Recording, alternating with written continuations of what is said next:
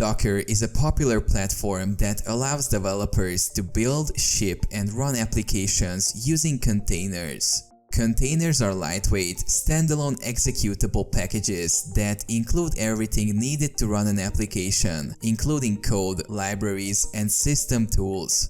Docker containers provide a consistent and reproducible environment that can be easily moved between different systems, making it easy to deploy and scale applications. Docker works by using a layered architecture. Each layer is a read-only file system that contains a specific component of an application or service. When a container is created, a new read-write layer is added on top of the read-only layers. This read-write layer allows applications to write data without changing the underlying image.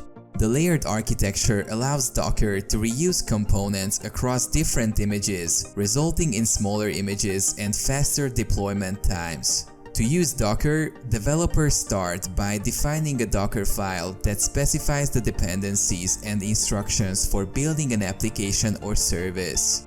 Docker files are used to build images, which can then be pushed to a registry and pulled to run as containers on different systems. Docker also provides a range of tools and services, including a command line interface, graphical user interface, and orchestration tools to manage and deploy containers across multiple hosts.